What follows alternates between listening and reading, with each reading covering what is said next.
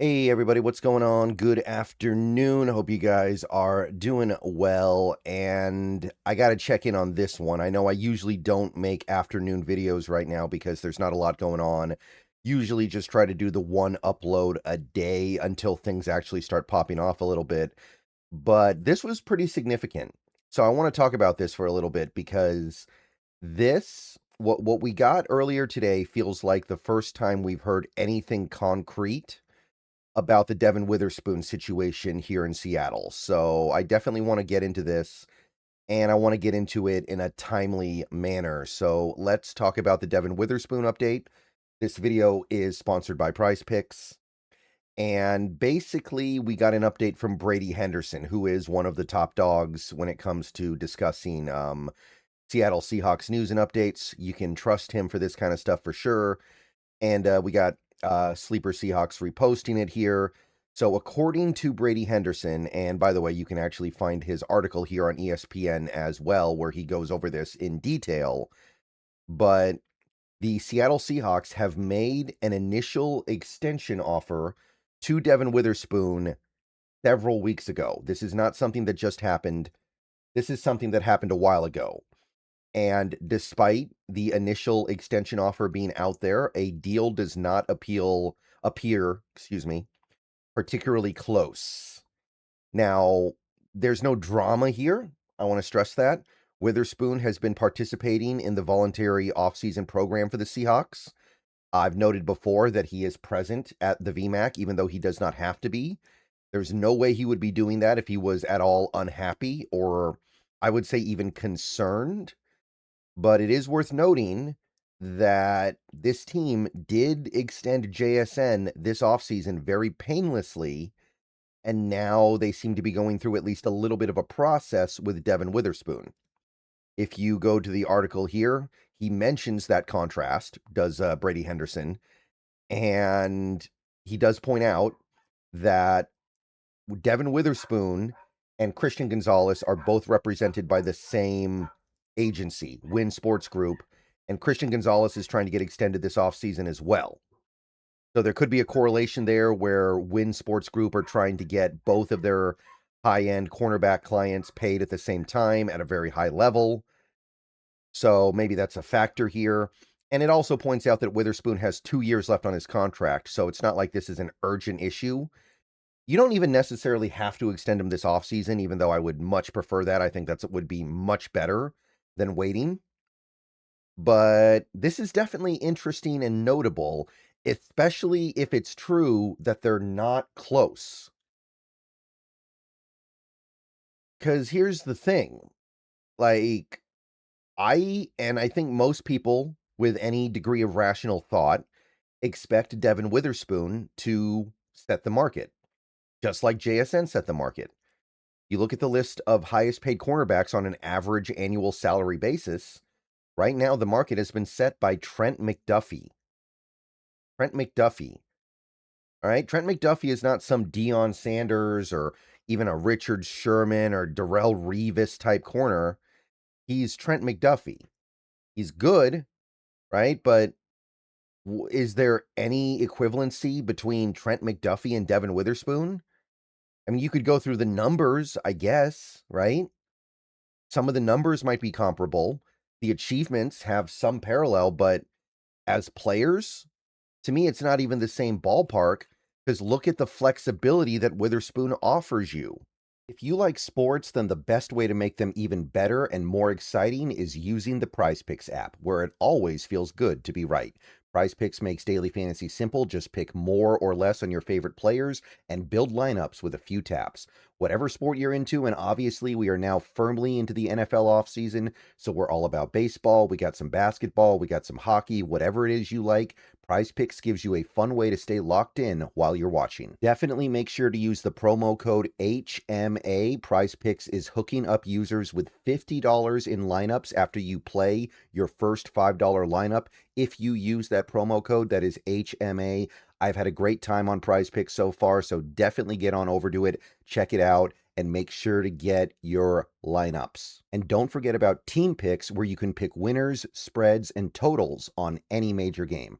So download the app now, use HMA, and get on over to Prize Picks, where it always feels good to be right. And remember, always gamble responsibly.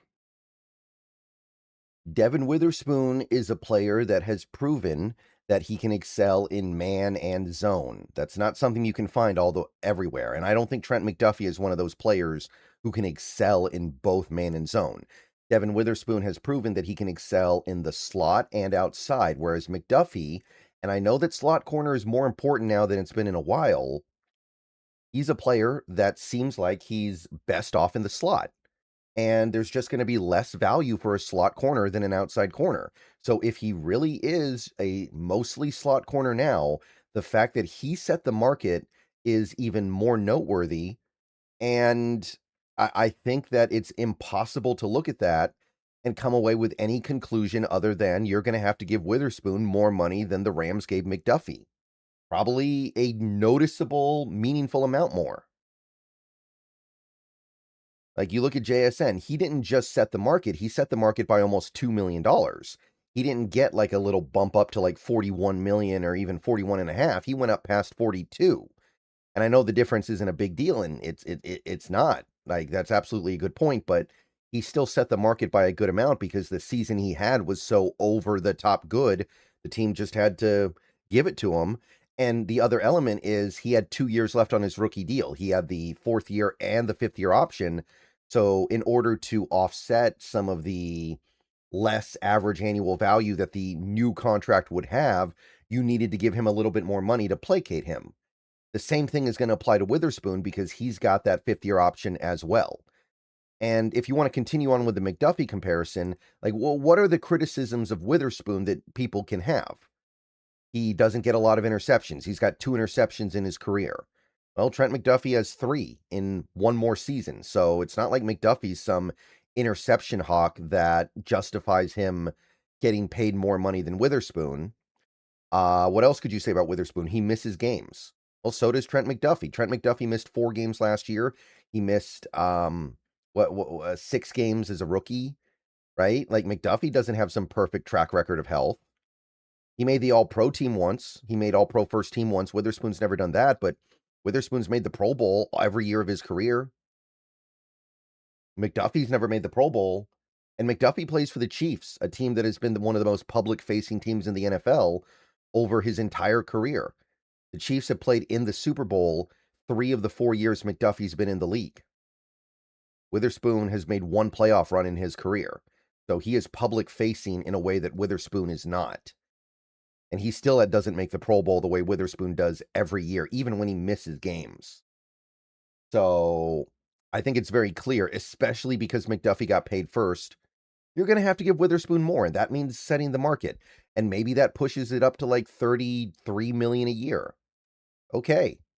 Like, if the Seahawks are blinking at that, I can't say I agree with it. I don't like it. And it also concerns me a little bit because, and some people have brought this up, there is a universe. It is possible to imagine a universe where this ends with the Seahawks trading Devon Witherspoon rather than extending him, maybe not right this second, but down the line, like next year before the 5th year option kicks in.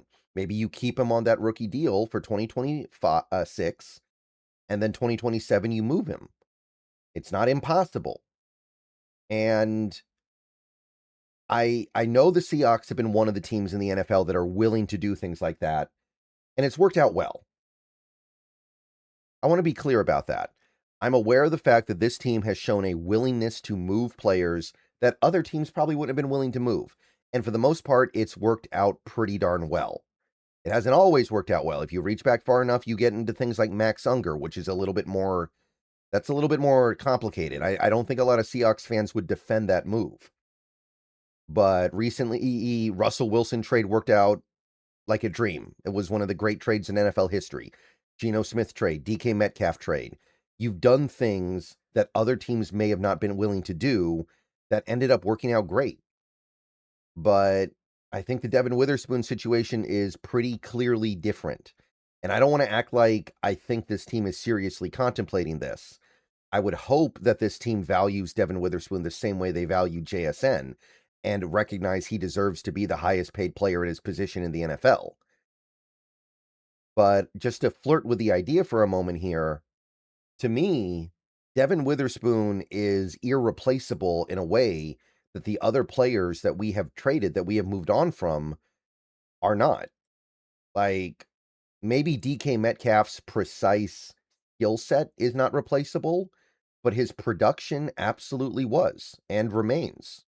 And even when I was at the peak of my DK Metcalf enjoyment, I acknowledge that his production was not particularly superlative. The value he added to this team was good, but it was not something that was completely irreplaceable. Same with it. Well, okay, Russell Wilson in his prime, yeah, that's irreplaceable.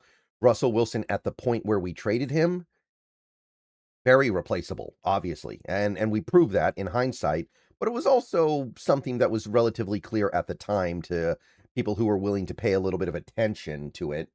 So these things that we did, these trades that we made, even the ones that I wasn't necessarily a huge fan of, they were trading players that were replaceable and letting players go. Ken Walker's replaceable. He is.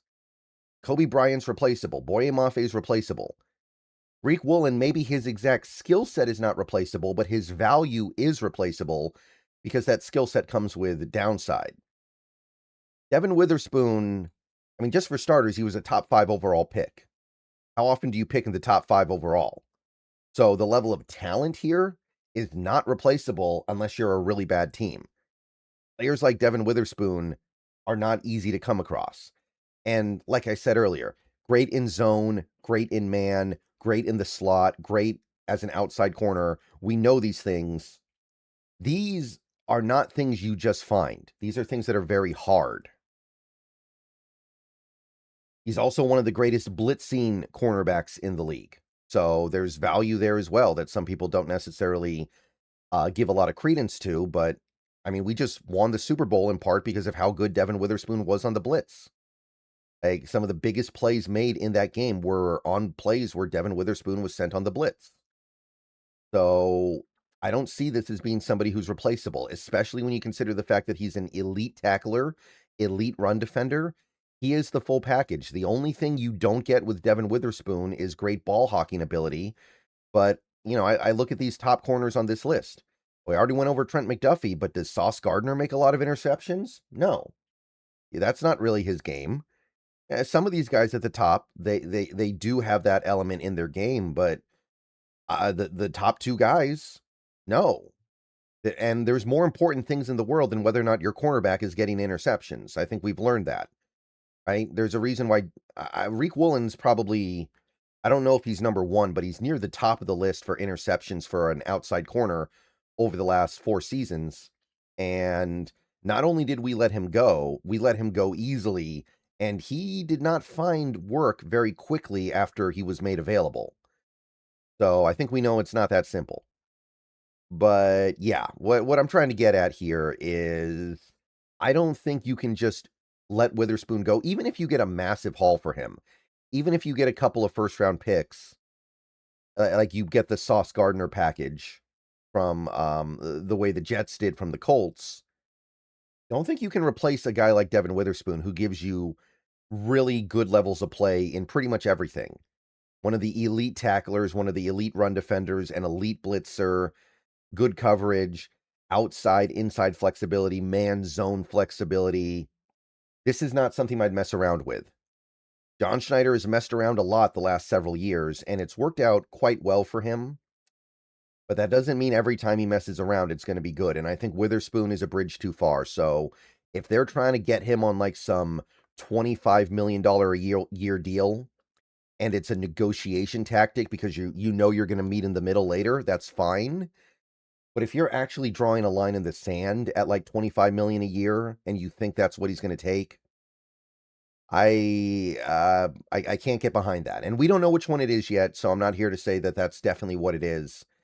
But the fact that they're not close to a deal, apparently, that makes me wonder.